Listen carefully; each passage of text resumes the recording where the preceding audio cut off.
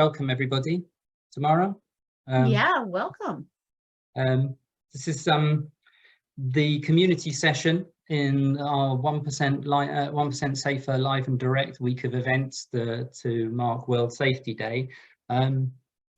Everything today, well, no, actually a little bit about 1% Safer first. We're a charity. We were set up on the back of a book, 1% Safer, that was, that's not showing my background, is it? Anyway, that was designed to try and make people think about ways they could make workplaces safer on top of the jobs they do every day. It was meant as an inspirational thing.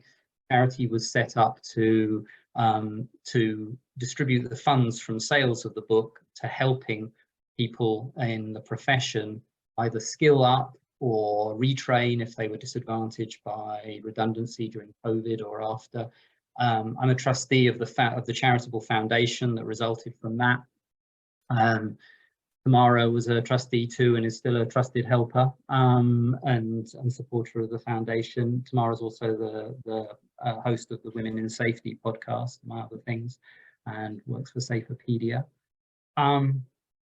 So this week of events has been, there's been a lot of gurus. We've had some Dom Cooper, Rosa Carrillo, whole mixture of interesting speakers on theoretical issues, people who lecture, who write books and so on. This event is about practitioners.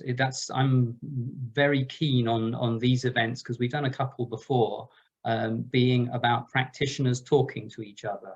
So everyone here is a health and safety professional, including Tamara. The exception of me, I'm just someone who likes hanging around with health and safety professionals. I've spent the last 20 years doing that, writing about what they tell me, and I'll never stop being interested. But the rest of you are all together as practitioners and specialists, and I think it's really good to have a forum. I liken it to a revivalist church meeting where people it's not where people get talked to for the whole time, but there's an exchange of ideas. And so we're really keen, and we have some practitioners who have put to us ideas on our website, where there's a section you can put in an idea, you can suggest a way that you think, either as a pledge or just a general idea, that we can make workplaces 1% safer. And the people you'll hear from today initially are people practitioners who put in ideas into that site, and I thought they were great ideas. I think a lot of the ideas are great, but these are ones who I thought it would be particularly good to get to expound on what they're doing in the workplace, on the thing that they submitted, but also just more generally as to how they're trying to make workplaces safer through their practice. So we'll do, a short series of 5-minute presentations. There'll be questions after those. If you put questions in the chat or the Q&A section, which would you prefer, Tamara, chat or Q&A? I think the chat, so we kind of keep it community oriented, would really be great. And I'd like to kind of add in here too, top hats off to Louis, because you did this, our first conference last year. It was so successful. It actually kicked off the community. And then throughout the year, Louis also has more of these open discussion and conversations for professionals to come together and share their ideas and thoughts. So it goes beyond this one session that you're going to today, and we can share the link so that you can sign up, share your 1% idea as well, and join us throughout the year. I just wanted to add that too to everybody. It's a very informal community. We just try, but we kind of think that if the charitable foundation is about trying to improve competence, whether through grants to people in Egypt and Ghana and Pakistan, to help them join professional bodies, international professional bodies, to skill up and to learn more through access to resources, or through the book, this is another way of doing that. Having practitioners sort of talk to and stimulate each other is another really good way of doing that. So I would like to do more of them. If people feel at the end of this one it's worthwhile, then it would be great to do some more. We've got 30 people on at the moment, in addition to our panelists. That's great. My experience is that more will join through the session. So, and I just shared that link, Louis. Oh, thank you. Thanks. That's appreciated. So I think that we'll, as I say, start off with some short presentations, kind of chats from the people that I selected from our from those who'd made suggestions to our website. And who do we have with us today? Well, we have. I'll introduce them in order, sort of as they go, rather than sort of do it as a group thing, if that's all right. And the first, I think his video may still be off, is Mohammed Hassan. Mohammed, are you? Louis, can you see me right now? Can do. Yeah, and it's a very nice picture. Okay. Is that the Golden Gate Bridge, or? Yes, indeed, it is. Okay, thank you. Mohammed Hassan is OHS officer for the federal government of Canada. And his submission to our website was about treating people with respect. I think it's a massively important thing in management generally, but particularly in health and safety. So what would you like to share with us, Mohammed? Yeah, just start off, I'd like to thank you for having me today. I really appreciate being part of this great panel. Just to start off, we spend, quite some time with our fellow coworkers. I would say 1/3 of the day at minimum. And everybody or everyone has a past they cannot let go of, or a trauma that they're trying to suppress. So every individual is dealing with their own traumas, their own problems, their own family life. And then they come to work, on top of that, dealing with work stress.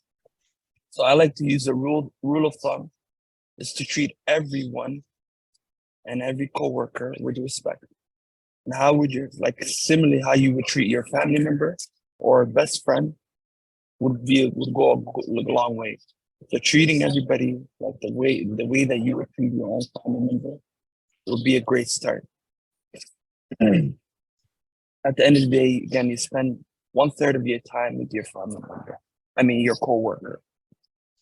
And it's vital that you show them courtesy and respect, whether you like it or not. Everyone is bringing a piece of luggage containing their problems to work.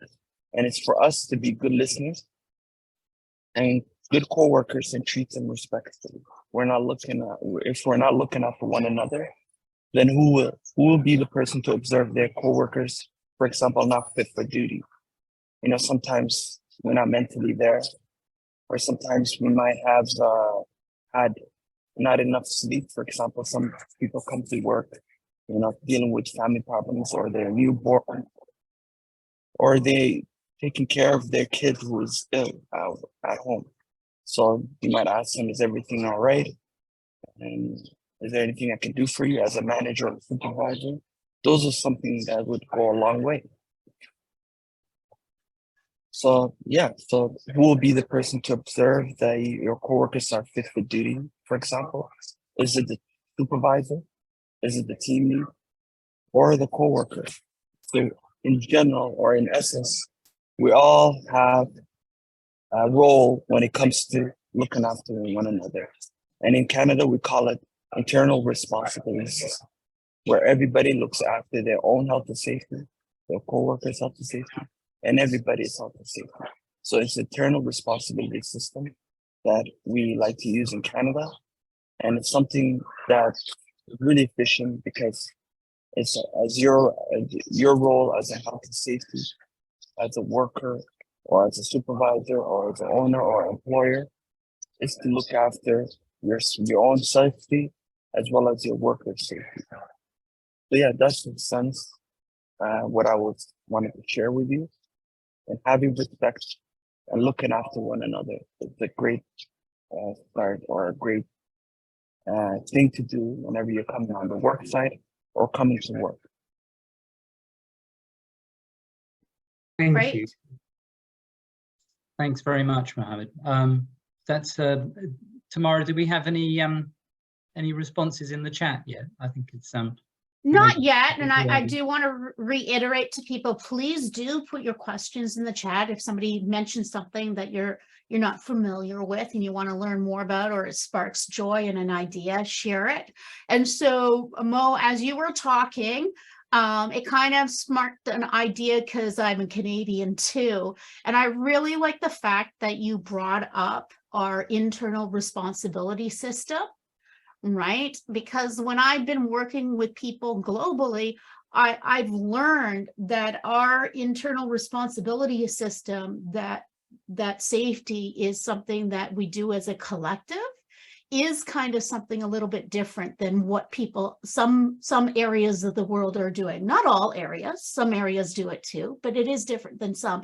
So could you kind of dive into that a little bit, to share with people why, as part of Canadian culture, that's so important for building health and safety for us? Yeah, of course. And it's really important because, and most, as you know, legislatively, a lot of onus is put on the supervisor, the employer, but not so much on the worker themselves. So in that sense, and it's a reminder, and it's a great tool for, and a great resource for people to always be reminded that you have responsibility of your own safety as well as your coworker. So it allows workers to speak up and to intervene if they see something is unsafe, or if they feel they themselves are not safe. So it allows them, instead of putting onus on their supervisor and always saying, hey, you should have intervened, or the supervisor should have told me. No, it should also be onus on the worker themselves, because they go through training, they go through orientation, and they're the competent worker. So they themselves know what's safe and unsafe.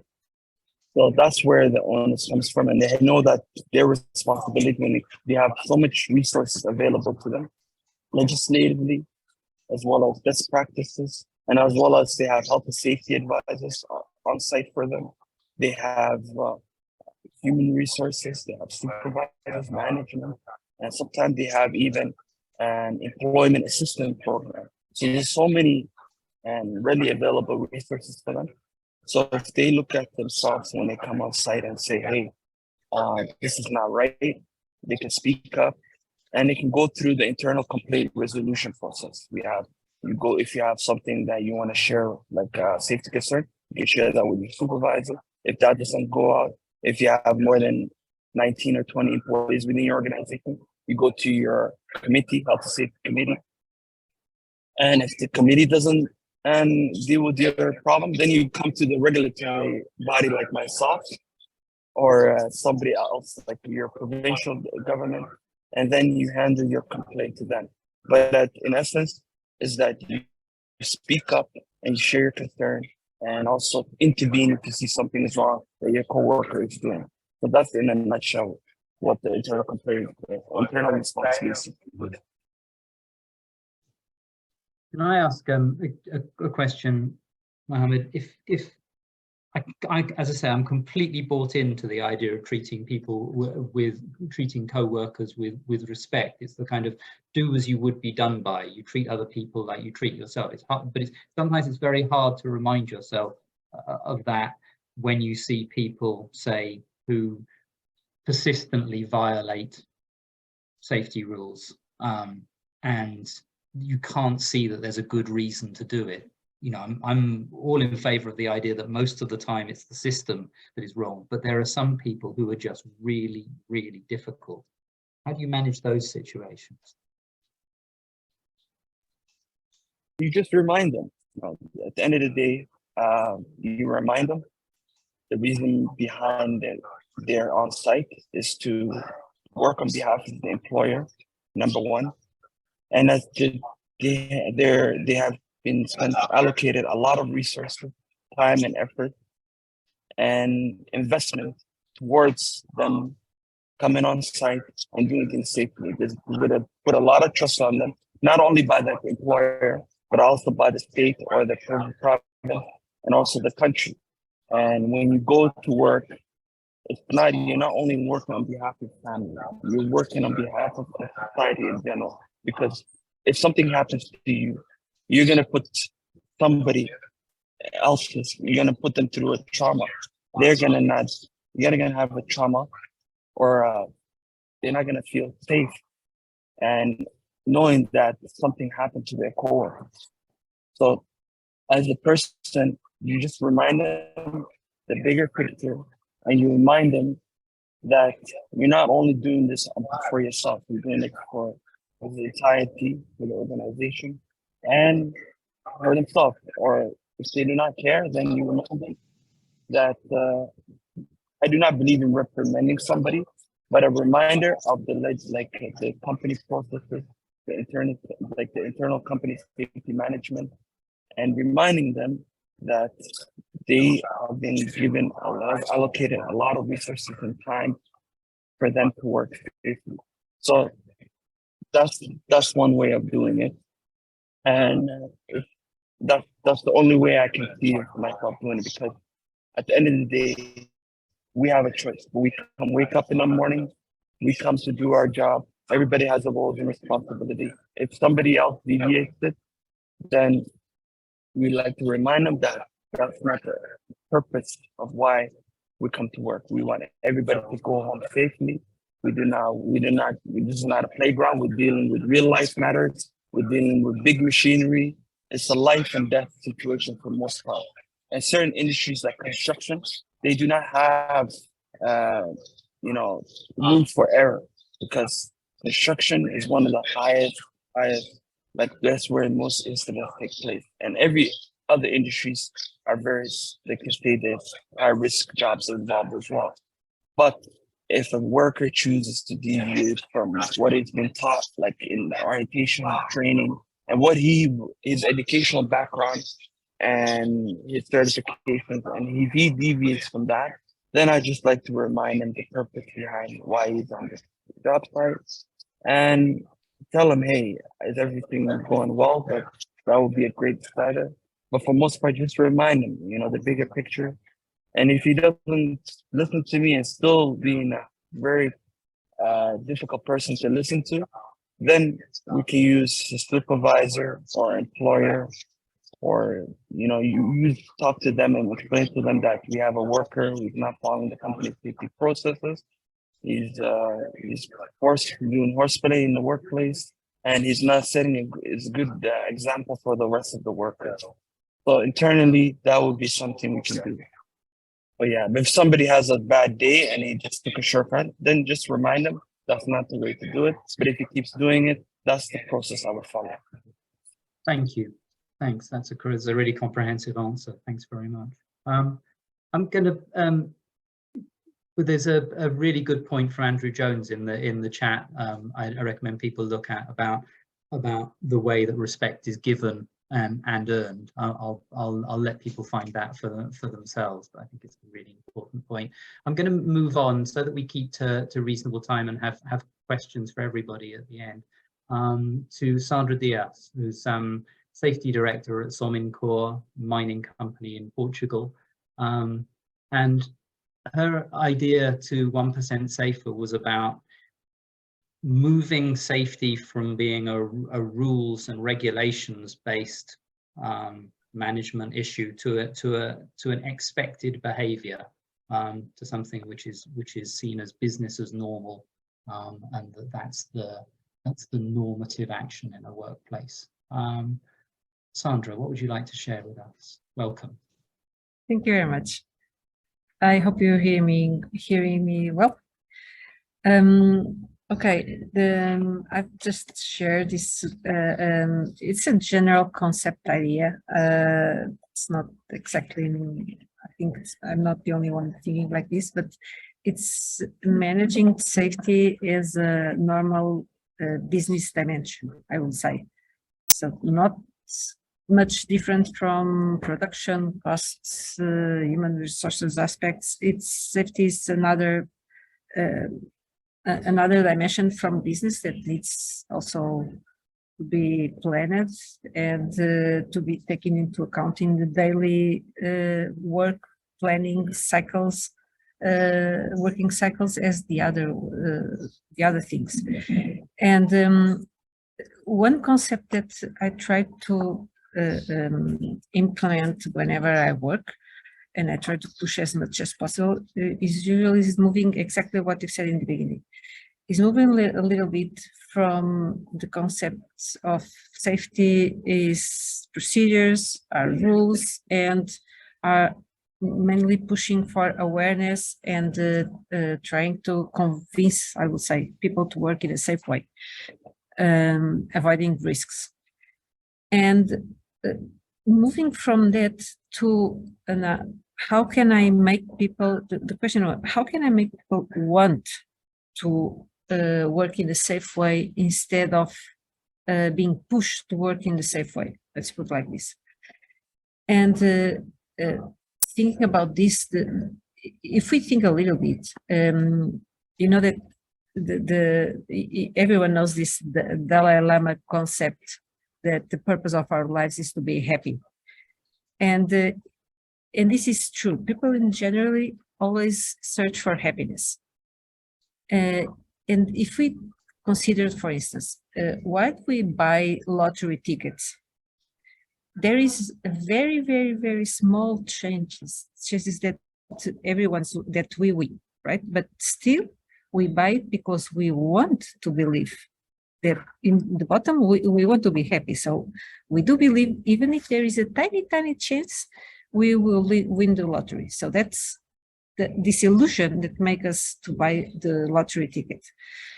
And if you apply this to safety and you think, why do we take risks if there is a chance for us to get hurt? Because when in the bottom, even there is a chance that we get hurt because we believe and we want to be happy, we believe that we will not get hurt. So we always take our decisions looking for happiness. And that's our goal in life. So instead of focus so much in rules and procedures and the concept of moving from lagging indicators into leading indicators is exactly this. It's focus on rewarding, focus on recognition, focus on appraisals. This is, I'll give you an example. I've started last year in Somicor the re-implementation of the 5 S's. 5 S's program was a program that had been implemented already in the past, and it was implemented and then forgotten. And we restated again, and instead of putting like a goal and chasing people, oh, you need to have this implemented and etc., we've turned it into something that everyone wants. So we've defined it like a minimal score from the audits, and if you when you achieve this minimal score, everyone will receive a very nice, beautiful, good quality jacket. And because everyone now wants jackets, everyone is asking, when will be my department implementing 5 S's? Can I move ahead from the other departments? Because everyone wants the jacket. No one speaks about implementing 5 S's, but everyone speaks about the jackets. So because everyone wants to be happy and wants to have a nice jacket, even if the goal is to maintain the good housekeeping level, the truth is what makes them moving and running and putting everything in order are the jackets. So I think that's if you apply this concept in reality to several other things, let's make a big fuse on who implements first something. Let's make a big recognition when there is an area that in an audit has no non-conformities. Let's make, if you celebrate and make really a big celebration and put in newsletters and people's photographs, etc., about everything that you do, you then become these tools and implementation of safety tools becomes something that people want to do because everyone wants to have their photo on the newsletter and their recognition. And so this is a little bit my point of view, or at least the way that I push. It's not always easy, because every time that there is an accident, you get always the question, so who is responsible for whatever? That's the normal, the idea. But nevertheless, I think every safety manager, this is our main mission, is to push for a safety management focus on positive approach, more than instead of compliance. That was my thought. That's great. Great point. I had to remind myself, I knew that it was a housekeeping, it was a kind of tidy workplace program, but I had to look up 5 S's just to remind myself. And just for anyone else who doesn't, so they don't have to, it's sort, set in order, shine, standardize, and sustain. And I think I can see why in something like mining or quarrying or construction, it's a really, really important thing.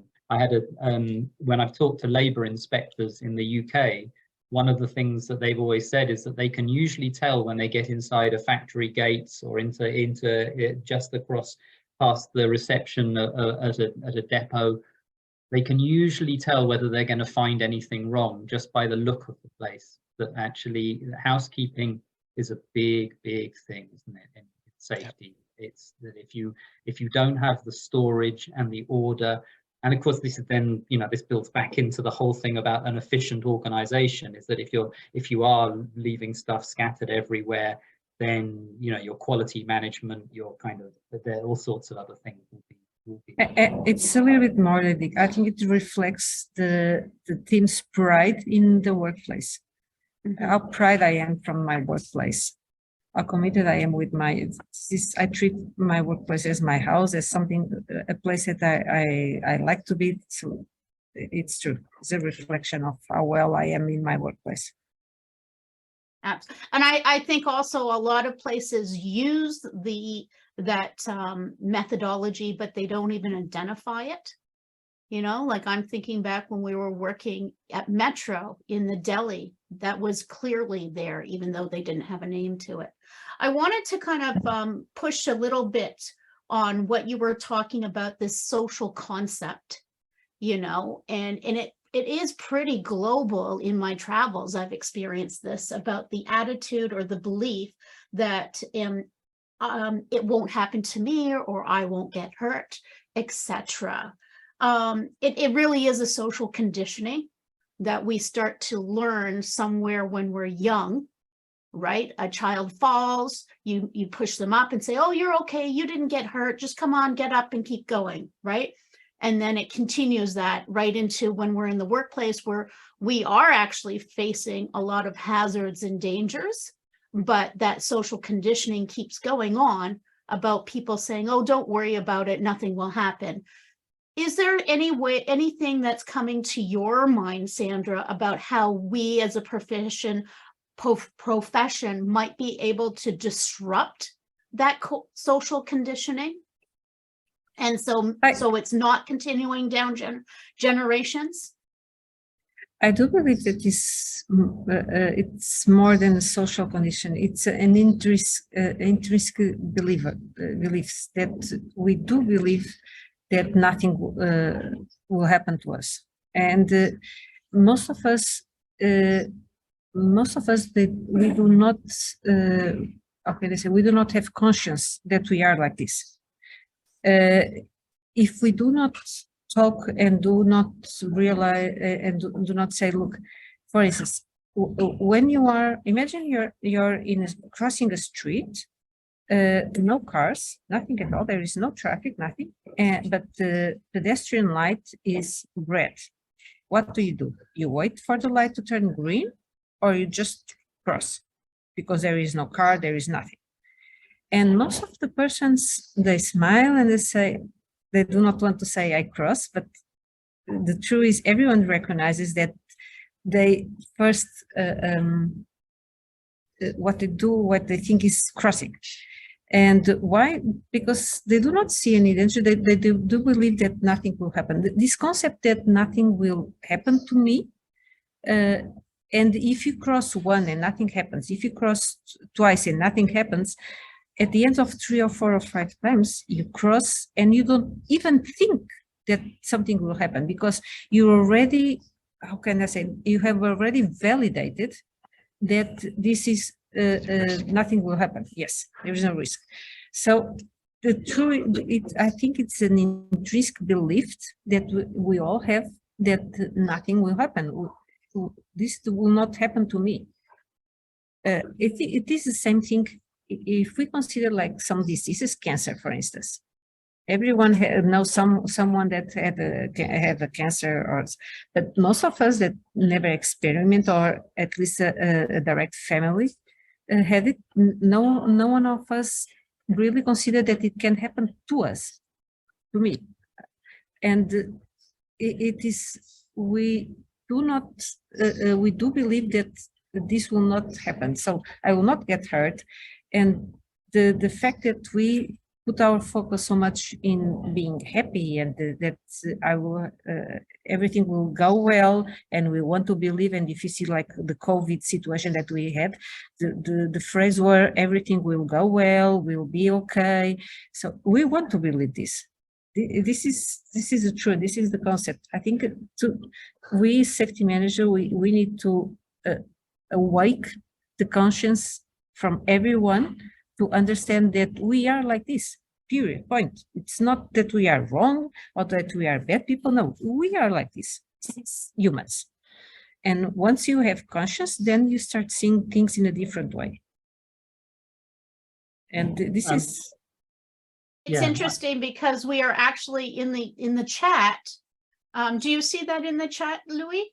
Yes, I was just noticing Sarah Shaw was made a point about the fact that that it's down to individual risk perception, that we naturally assess risk every day when we're crossing roads or whatever, but we often do it, and it's funny because it's exactly the point I was going to make as well. It's what's called availability bias. It's that we do it based on the data set that we know. And so if you go and see someone who works on electricity systems and nobody they know has ever suffered from arc flash, then their perception of the risk of them suffering from arc flash is going to be very, very heavily reduced from yours, because what you've done is look at the statistics, assuming, say, they're a contractor coming into your site. You looked at the statistics and probably read a lot of prosecution reports, as I have, of people who were working on bus bars and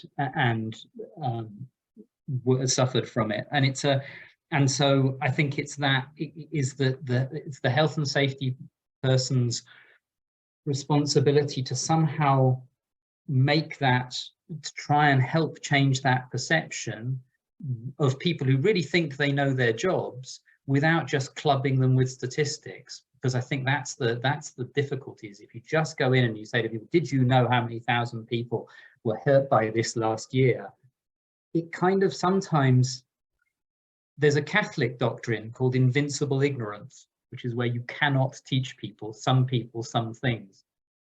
And I think sometimes you can set that up in people. They can say basically, yes, yeah, you're just nagging at me, and what you're saying is absolutely true and could help save them, but they just don't want to hear it. And so I think then we come back to what Sandra's talking about in positivity and selling messages, to sort of incentivizing people, actually trying to make them really, there's and that comes back to Mohammed and respect and actually sort of playing to people's better nature rather than just treating them like kind of faulty components in a system. Yeah, and Marietta was also bringing up that point as well. So a few members were thinking in that line. And I like Marietta's point that she'd rather have the line manager make the point about the statistics, or about the kind of that actually, yes, those things should no longer. I'm actually basing that on a very old model of interventions by safety practitioners. If you're you should be moving that into supervisors and line management, shouldn't you? But Maybe that's a good learning tool, is having them come forward with the statistics, saying Yeah. to them, you're responsible for bringing the statistics on. Yeah. Because sometimes when you research yourself, it kind of knocks it a little bit harder into the head. That's true too. I'm going to move on just so that we don't run out of time, and I don't want to miss Andrew or Arend, who still had to speak. Next is Andrew Jones. Recently became a consultant, formerly vice president of occupational safety and health at the Swedish multinational Tetra Pak, whose products I'm pretty sure we'll all have used at some point recently. 23,000 employees, big company, responsible company, certainly in its image. And Andrew's submission to the 1% Safer web page was about thinking with your heart, and that really struck with me. And so, Andrew, what would you like to talk to us about? Yeah, thank you for the introduction. So yeah, I spent 10 years at Tetra Pak and had the sort of benefit, I suppose, of starting from a fairly blank sheet of paper. So within the factory environment, there was a culture around world-class manufacturing, and Kaizen and health and safety was included in that. But if you look at the wider company, there was no global policy, there were no global procedures. So I had the benefit really starting from scratch, but that also brings with it the challenges of what do you want to put in place and what do you want it to look like. And one thing just to put into context, Tetra Pak's a family-run company. Family-run companies, in my experience, are able to take a longer-term approach, maybe take decisions more based on the values of the owners of the company rather than shareholders, companies which have maybe got a more shorter-term approach. So I tried to create a culture in Tetra Pak that was very much around people, so people at the center of the organization. And I think Sandra talked about it as well, about the importance of, you know, it's not about so much around procedures, it's much more around protecting people. So the way that I started is saying, well, I started from a fundamental belief that most leaders are actually nice, caring people outside of work. And then they come into work and they put all that to one side, and then they put their corporate hat on and they become these tough business leaders who make tough decisions. But outside, that's not who they are. They're two different people. What I wanted to do was create a culture where it's okay to be a caring human being inside of work as well as outside of work. And actually, they get rewarded for it inside of work. And as Louis said, I've just retired. And when you retire, that's when people sometimes come out and give you some feedback and say some nice things about you. And one of the things that one of our global leadership team said, he said, we always knew what we were supposed to do. He said, but it was easier to put it to one side. He said, you gave us the freedom to actually to care about people and make it part of our job. And he sort of thanked me for that. So I think it's that point that intuitively people know morally what they should be doing. They know it's the right thing to do, but somehow they need the freedom to operate to do that when they're in work. So if we manage to get that in place, then what are the benefits? Well, we talked a little bit about, you know, how do you encourage people to work safely? We want people to work safe because they think it's going to protect them and their colleagues. But also sometimes there are rules that need to be followed. And we talked a bit about rules and the importance of those. And what do you do if people don't want to follow the rules? So we tried to create a culture where people respect the rules because they believe that the company, in our case, Tetra Pak, was trying to look after their safety. Therefore, even though I may not agree with it, I'm going to follow it because it's the right thing to do. Now, this came about for us. We did some modeling about 5-6 years ago, where we looked at the best companies that we could find out there and said, what is our ambition going to be? What do we want to look like? And the company we chose was Shell. And when we looked at what they were saying externally, and we talked to some people from Shell, I found two things. One is some of their messages were very tough. They would say things like, we expect employees to adhere to our safety standards. There were some quite strong messages in there that were non-negotiable. but there are also a lot of caring messages. They would say, for example, if you were working for Shell anywhere in the world, no matter where you were, they would get medical care to you within 4 hours, even if you're in the middle of the desert in the Sahara somewhere. So there was this sort of balance of tough and caring at the same time. And that was the approach that we followed. And when we looked at ours was sort of in the middle somewhere, and we weren't really very clear. So I just want to take you through some of the practical decisions we'd made and took along that journey to try and create that culture. One is, when I first started putting in our procedures and controls, we made the decision we would have one safety standard everywhere in the world. And Tetra Pak works in 176 countries. So it didn't matter what the law was in that country, they would follow the Tetra Pak standard. And I was talking to my friend Malcolm Staves at L'Oreal a couple of days ago, and they've done exactly the same thing. So one standard everywhere in the world, you don't deviate from that. The value of a life in Indonesia isn't any less than the value of a life in Germany. And you put it in those terms so that people accept that. And that puts it on a different level. That puts the conversation more of a moral level. Secondly, you don't link safety to cost.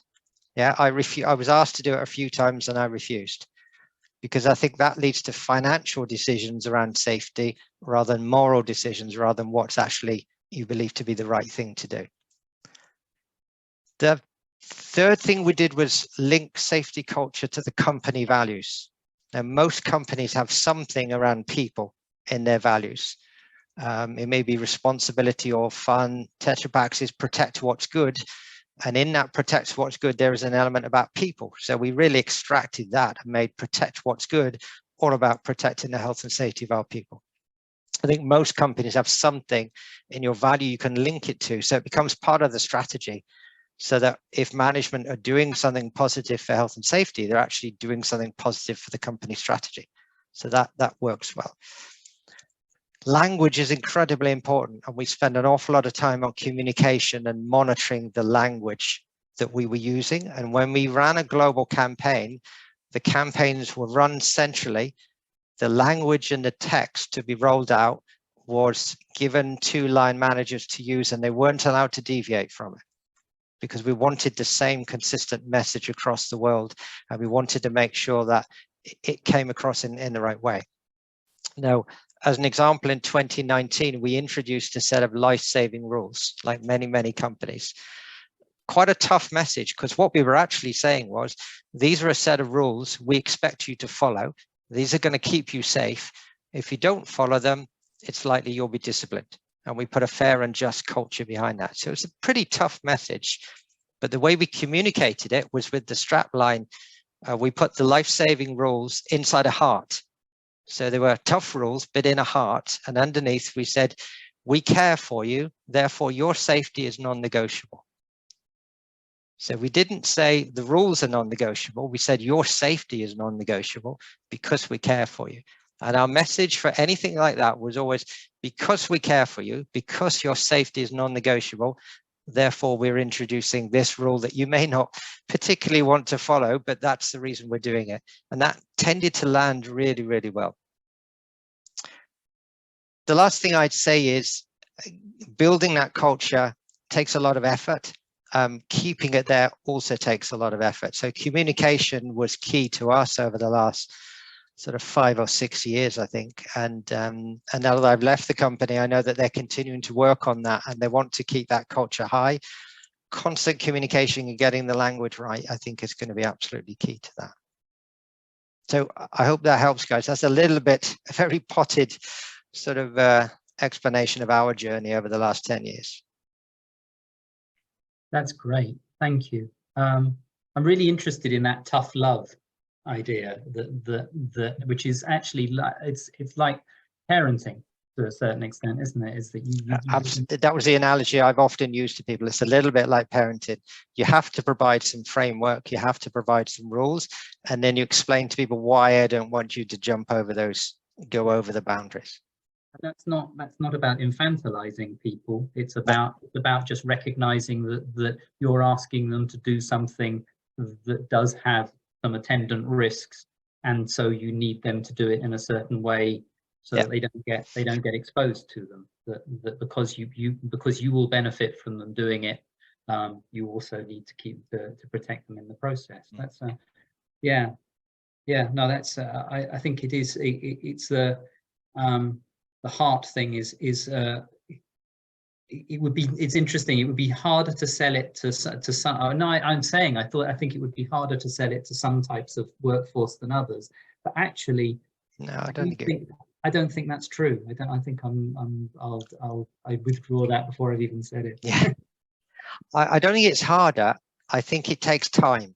It's not a quick fix. It takes a lot of time to build up the ability of senior managers for them to feel comfortable to do that they're not used to having sort of caring conversations or to be thinking on that level when they're making strategic decisions. And I think it needs everyone to slowly come to that position where they feel comfortable that that's an okay thing to do. And, you know, and we can make decisions. And I think the link to the company values is really key, because then they've got something to hang it on. Yeah. It's not a sort of an abstract sort of tree hugging adventure. It's something very closely linked to what the company is all about. Mohammed. So I just wanted to hop in here because I think Mohammed has a question for Andrew as well. And I see Rob has his hand up. Okay. Hey, and Andrew, thank you. It was really informative. Well, my question is more related to, you know, you come from, I would say, sorry, but it comes from a privileged position, because working with like organizations like Shell and organizations that you're with, they have, when it comes to budgeting for safety, they have, I would say, unlimited compared to a smaller contractor or a mom and pop or, you know, a company size of 20 people, and their budget for safety would be quite different. And coming from that kind of background, and I kind of disagree, because money should be associated to safety when you're working with a smaller company, because that would, at the end of the day, would get things, you know, pushed forward. For instance, if I present a case to employers, say that, hey, we need these safety devices, or we need these control barriers put in place, and we will, you know, statistics shows that using this will decrease as incidents by this much, and in 1 year, for instance, by using these controls, they would probably come back and tell me, you know, and company XYZ next door are using it, the industry is not using it. Why am I going to be the odd person that's going to apply these control systems in place, or purchase these new protective equipment, or anything within those nature? Like, for us to say to them, you know, you have to really be business savvy and present the dollars and cents and the value that's, you know, that's going to benefit the organization in the long run. And we usually open budget for example, my background is working in the private sector, predominantly in construction. And for most part, they try to meet the legislative requirement. They don't go above, you know, above the legislative requirement. They just follow the minimum requirement, whatever the fall protection, like whatever that's needed for working at heights, they do that, whatever the legislation says. And whatever that's needed for them to have a ISO standard or a certificate of recognition, for most part, most companies like to have that in order to bid for jobs. So the certificate of recognition is a safety certification that most employers like to have in order to bid for jobs and contract. But I'm not going to go on, but you kind of understand what I'm trying to say is, no, I do. Yeah. So maybe if I could answer, Mohammed, I think you're right. I think there is a reality in the world, and I think you've just explained that. That is the reality for a lot of people. What I would also say is, if we're going to make the world 1% safer, then I think there is a obligation on big companies like Tetra Pak, like L'Oreal and Shell, who have the facilities, that have the knowledge, to set a very high standard. Because what that does is that dribbles down. So companies we work with suppliers we worked with raise their standard because they have to meet our standard to work with us. And the same with L'Oreal, same with Shell. So the big companies around the world are bringing up the standards of safety around the world. And the contractor that works at a Tetra Pak site and has to meet Tetra Pak standards learns from working with us, then he takes that somewhere else. If he decides to use that knowledge and experience somewhere else, that's his choice. But I've seen myself when I've worked in parts of Southeast Asia, worked in Africa, where standards are pretty low. They start to come up very quickly when you give people the knowledge, and then that knowledge will spread around the business. So I think there's definitely a place for the larger companies to set a very high standard and to sort of share that information and encourage others to go on that same journey to make the world safer. And one last question: wouldn't that be Sorry, Mohammed, sorry, I'm just worried that we're going to run out of time for the main session. I can carry on. This is fascinating, but I do need to let Arend have his piece before we can carry on with the discussion afterwards. But sorry, Arend. we've got 7 minutes left of the hour, so just if people have to drop off at the hour. I'm just going to introduce Arend Grunewald, who's EHS and Sustainability Lead at SPX Flow, which is a heating and ventilation pump manufacturer. Arend,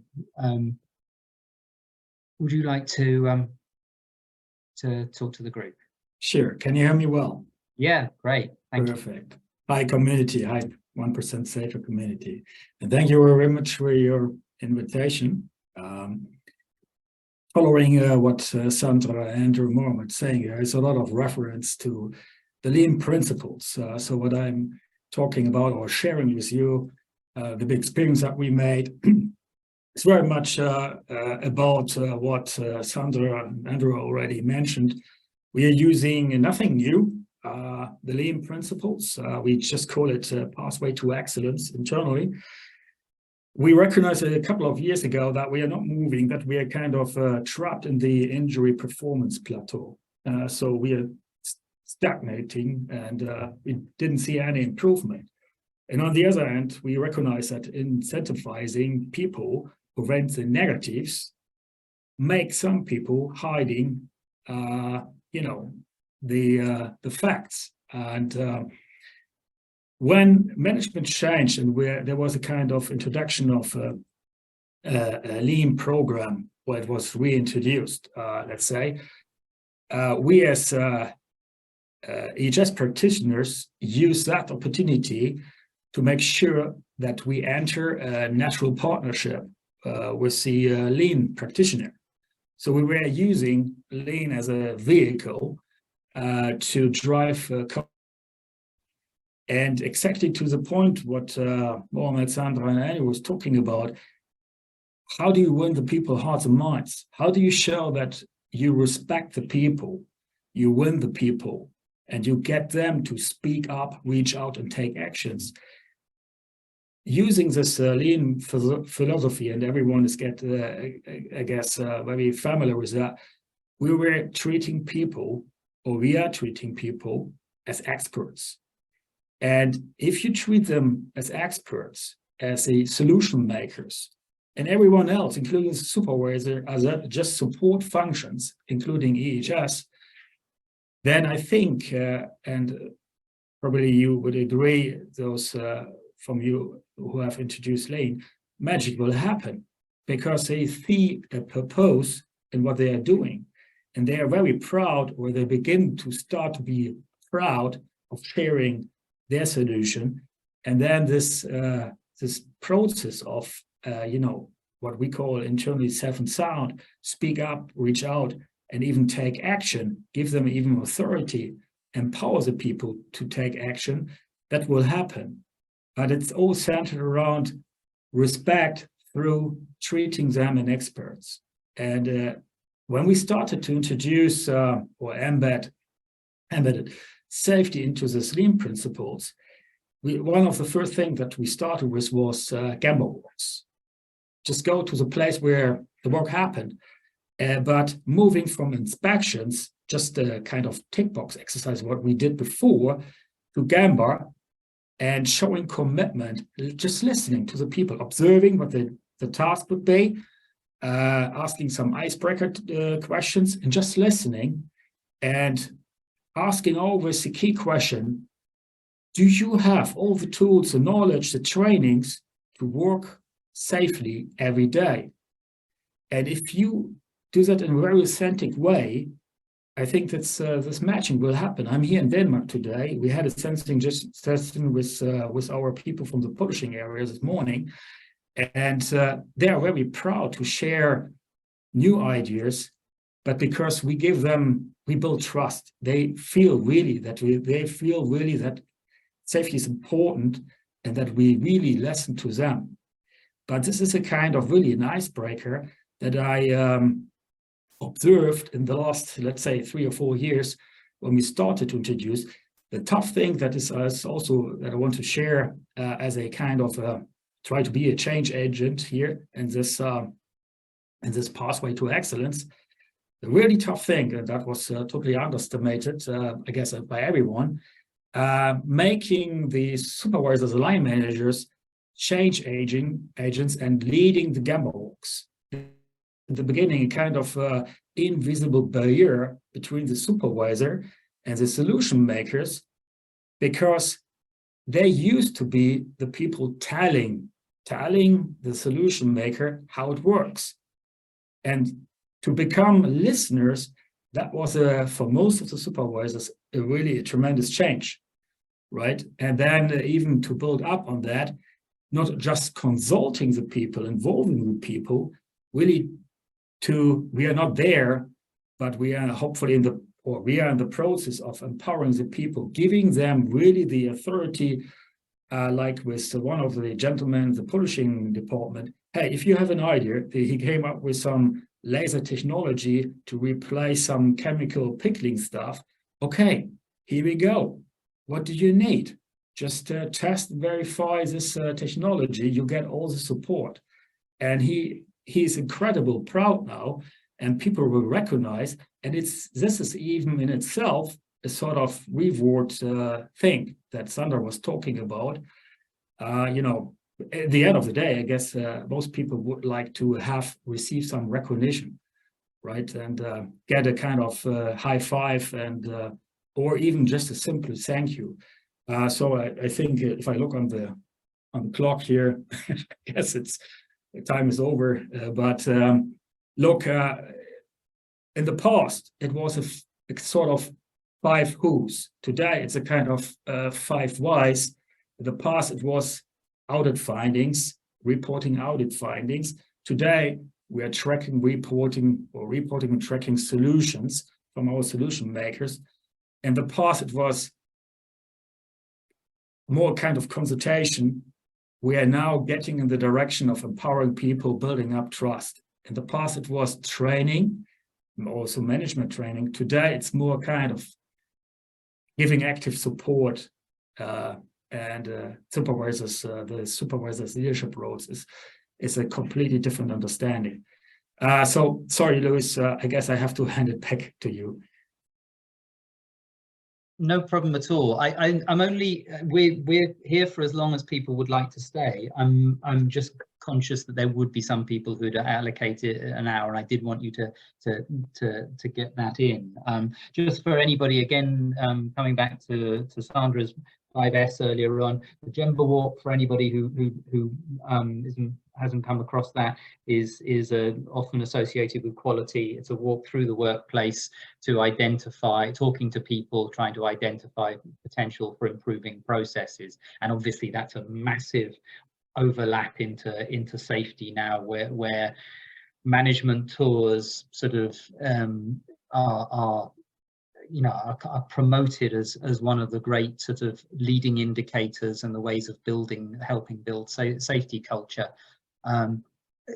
Arguably, that's about how they're done. I mean, there's Andrew Hopkins in the first session of this week was talking about safety tours, which are he talked about them as sightseeing tours, And someone else I heard once talk about them as royal processions by senior executives who just drift through a workplace surrounded by their entourage and never, you know, maybe sort of nominally talk to a couple of people, but they should really be about getting to know people, getting to know processes, even in a brief time, and then doing something when you hear something that needs fixing or something could be improved.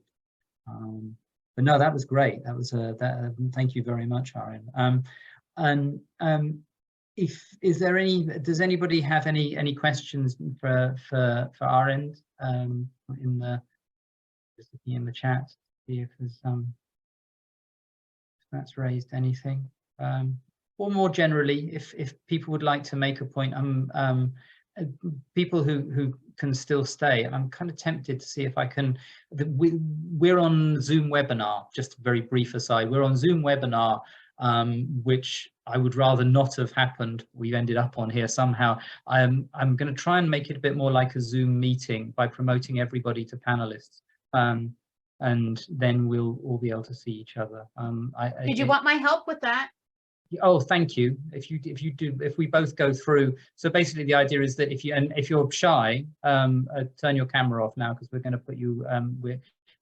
We kind of always these when we've done these sessions before, they've been just general Zoom meetings. Everyone's been on all the time, and so I think, you know, the meetings.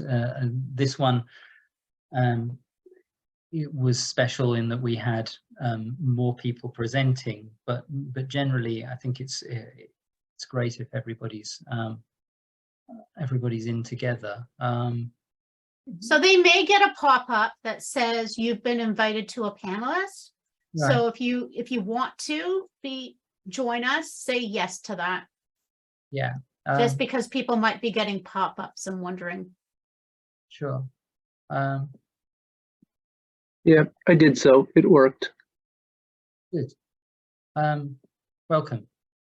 So I'm just going through finding people that that I don't know if we're overlapping tomorrow, but No, because they disappear and go into the panelist when they've accepted. okay. Continue on. Why aren't more of them showing on my screen then? I don't know. Okay. Oh, no, they are. Yes, there they are. I just was looking at the wrong view. That's why. Hello, everybody. So you have 11 panelists now and 12 attendees.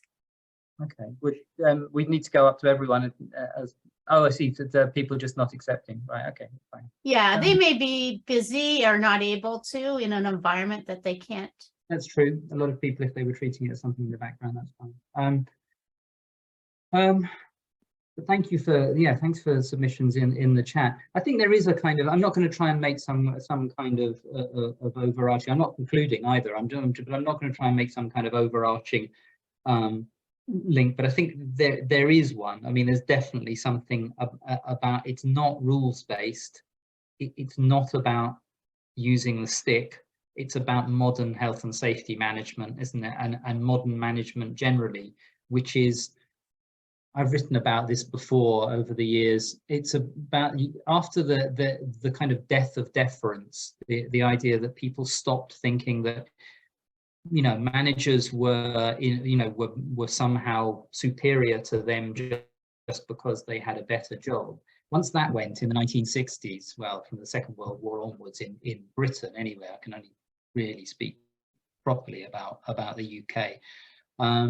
Then after that, it becomes much more of getting people to do things becomes much more of a sales job, and I think that's a good thing. That actually trying to convince people and sell people the benefits of doing what you need them to do, whether it's to work in a certain way, which is safety, or anything really. It's that to be persuasive, is better than to try and rule by fear or by just sheer command.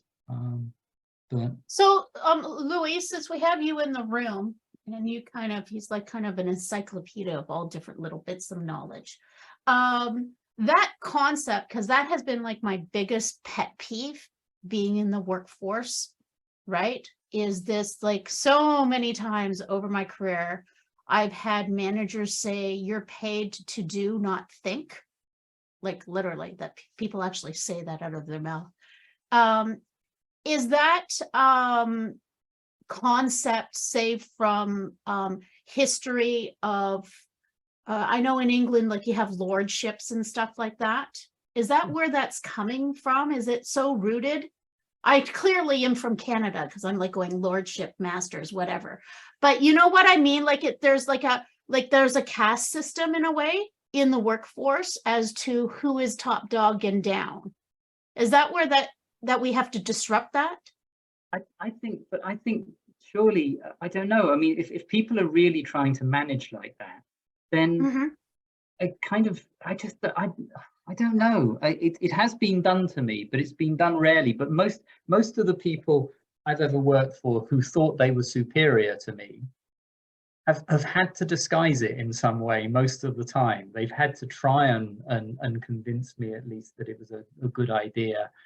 Not necessarily talking me through it, but at least ask me nicely, I think, and that's perhaps because I've worked in white collar occupations all of my life. But I think it's just really hard to be a shouty manager in a lot of organizations, and if it isn't, then we come back to a whole thing about the way that some organizations are managed, where you end up with people having all of those schemes to promote well-being, and they're not actually dealing with bullying or the things that will absolutely be destroying well-being at the local level, where it does go on. I don't know. I don't really sort of have. I'm not sure I am the person to answer that. Does anybody else have any ideas about hierarchy and the way that managers behave? I think it's dependent on the company culture more than the country culture, Tamara. If we look at what I was sort of reading into what you said was more the relationship between a manager and the health and safety expert. And I think you do get, there's a certain mindset that says health and safety is the health and safety manager's job. You know, you are health and safety, it's in your title, therefore it's your job to do it, not my job to do it. And I have in my past been told, you know, you're a health and safety manager, so go manage it. You know, that's your job. You do have to fight against that a little bit and explain the role of health and safety manager. Your job is, the way I've always described is, my role is to set a system in place, a culture, a framework to allow managers to manage their operations in a safe way. My job isn't to do it all. It's your job as line manager to do it. My job is to set the framework to allow you to do it and to coach you through that process. But that's a difficult conversation to have sometimes, and some people are less receptive of that than others. But again, it takes time to build that culture where people, you know, people get that message eventually. And I mean, maybe this is a conversation for another day. I'm actually taking it from the perspective of an ordinary worker, right? Even somebody who's just like a line worker. If we want to move a culture where we're encouraging people to engage and get involved in solution, they need to feel that they belong and that they're welcome.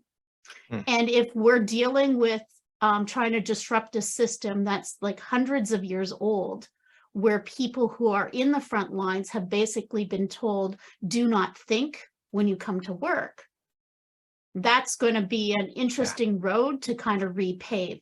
But did anybody else have something that they wanted to chat about? I don't want to sideline the conversation. I just say, just very briefly, I know Sandra has to drop off in just a second, and so if there was anybody on who had a question for her, otherwise, if you want to put something in there, well, you can just come off mic, off mute and ask. Thank you, Luis, very much. If there is not other question, I do need to leave now.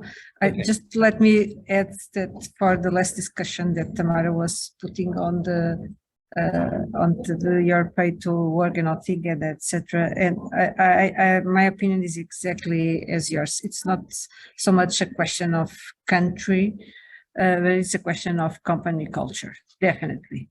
That is more than safety. That is people respect and how people are treated, and that goes beyond safety. Safety is, once again, it's another business dimension. It's not something that is different from the rest. So, thank you very much for the opportunity. And Bye. Bye, and thank you, Sandra. Thank you. Brilliant. Thank you very much. I think it's respect again, isn't it? It comes back to Mohammed's presentation about respect, is that if you try to manage people by diktat, if you say just do it, I don't want to talk about it, just do it, then it may be done, but how well will it be done? What kind of quality are you going to get out of people if you really are, the ideal surely is that whole thing of,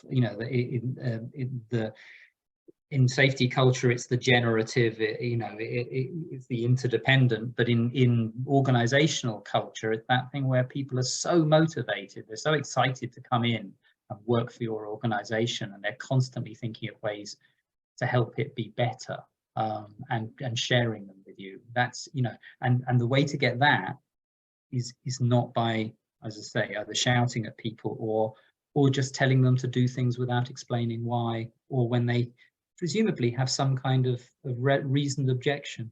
It's, but I have seen it happen. But does anybody have anything else they'd like to add? I'm conscious, Mohammed, I cut you off earlier, and I'm sorry. No, I just wanted to add on, like, although it is more of a company process or a company culture, sometimes jurisdiction does come in play, because one of my mentors, his name is Ganapi, he worked for a larger organization in the Middle East. And in their culture, like the safety culture they have in place, the safety manager or the officer is more of he regulates in a sense. It's more of a recommending, and more onus is put towards a safety professional or a safety person. And sometimes legally we can be accountable in that jurisdiction. So it depends where you're going to be working. For example, in Canada, we do not, like as a safety person and a professional, we do not have that much of a responsibility. It's more of a responsibility within organization. But as legislatively, there's not that much things that says, hey, the safety person has this kind of responsibility. We just know through our education and, the certifying partner we're with, our ethical values, we kind of know what our roles are. And we're more of a mediator, more of a resource, and we're there as an information tool. We're there to guide, giving people our training and things of that nature. So depending on the jurisdiction, I think it comes into play. It could be a large organization working in a certain jurisdiction where you might turn into an officer, in a sense, where you're policing the workforce. So having, in my discussion with other safety professionals in different jurisdictions, I kind of got a taste of that they're more of they have more of an officer role, in contrast to Canadian workforce or other places where you're just there as a advisor, or you're there to teach or to educate and to remind them of their roles and responsibilities. So yeah, that's how I kind of, through my experience, what I've seen so far. Thank you. So if you don't mind, I'd like to add to that. Yeah, Tom. I'm a safety leader in a large automotive manufacturing company, and we've began to focus our efforts as a well-being, health and safety organization to build capability. So it is some of the things that Mohammed just talked about, the training, the education, but also going out and showing them what that means. How people react when things go wrong.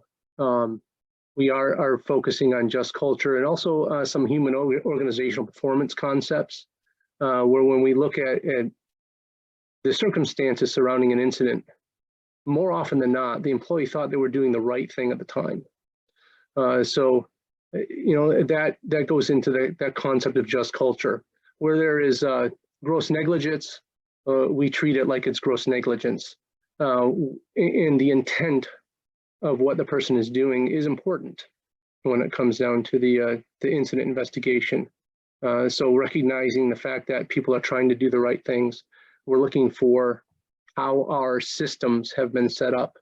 And if somebody is facing some sort of variation that they've had to deal with to get out of standard, how do we get them to fail safely when there's variation?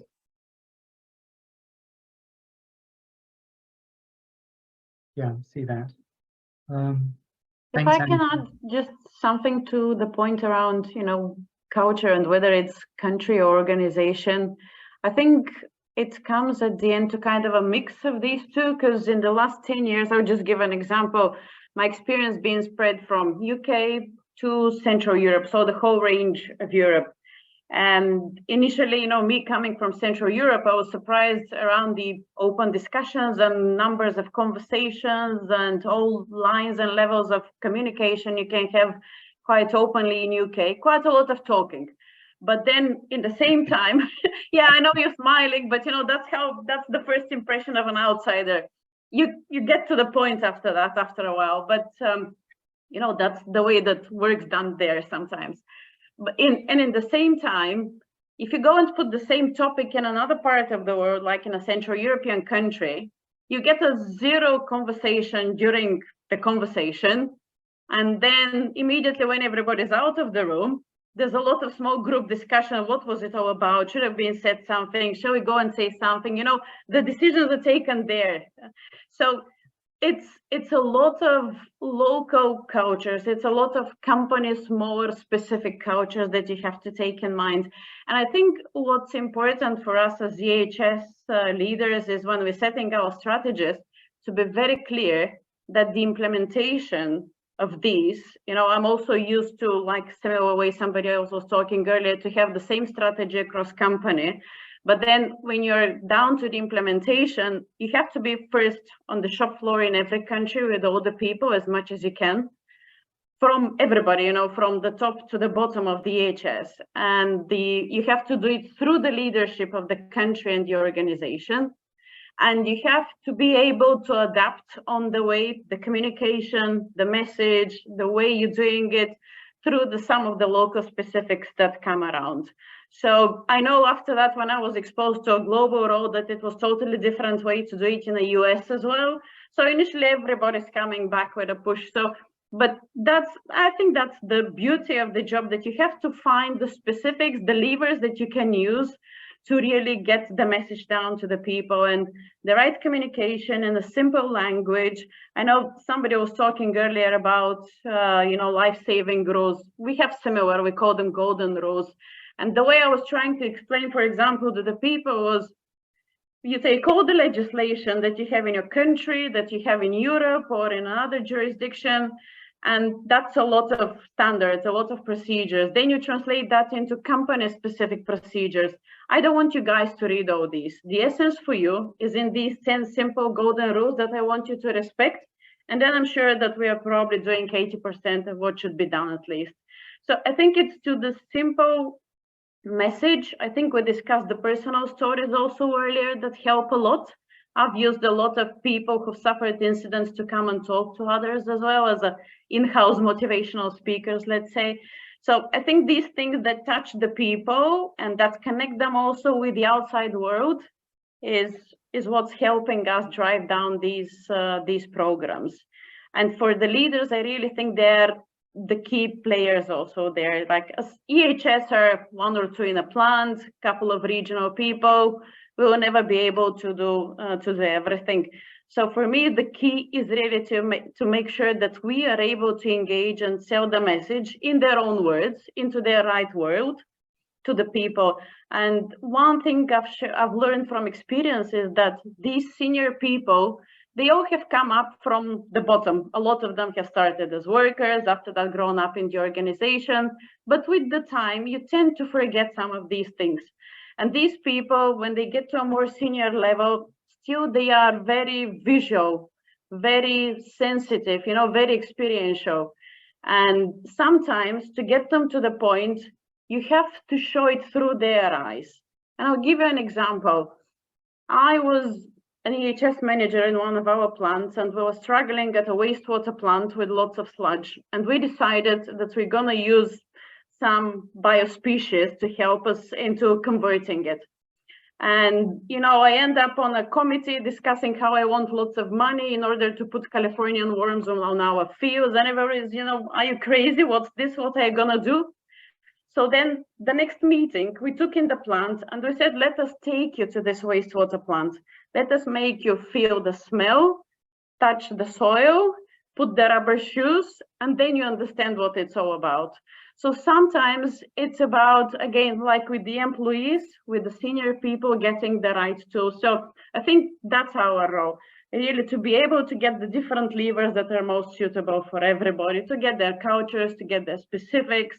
And that's how you get, you know, you feel really rewarded at the end when you put the bolts together. That's, yeah, coming back to what you were saying about country culture and so on, and national cultures and so on. Yeah, Andrew was saying that, like L'Oreal, Tetra Pak have the same minimum standards for every country they did, and you can bet they don't have the same safety campaigns. I bet their posters aren't exactly the same country by country, you know, unless they're fantastically sort of just pictorial messaging. You can do it.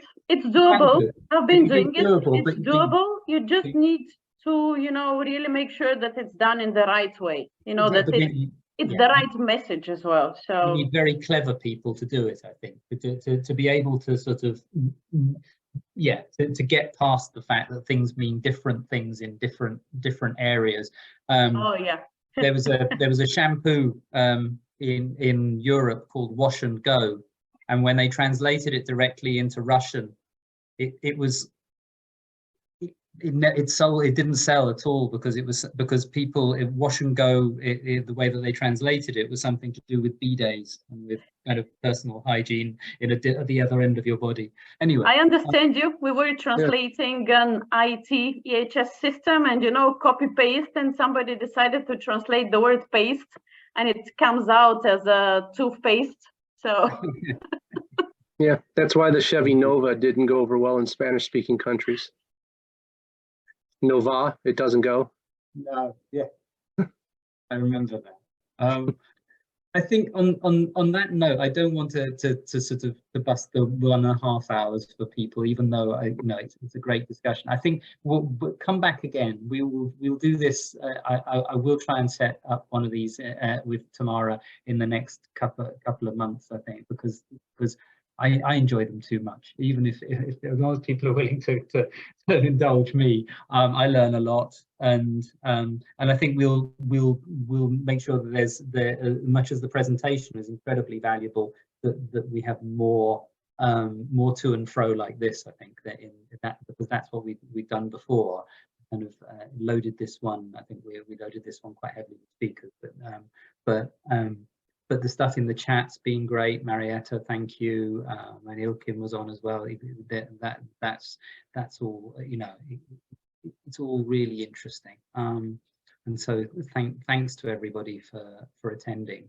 Though they're gone, thanks very much for Tamara for co-hosting. She's such a hand at this. I kind of, you know, if it was left to me, we kind of, the webinar would never even started. But, so thanks everyone, and I hope to see you again. I'll send out, if you're not on the community group, and get emails from us about this occasionally, then just put an idea into the 1% Safer webpage, and I'll be in touch personally, and then you'll be on our mailing list as well.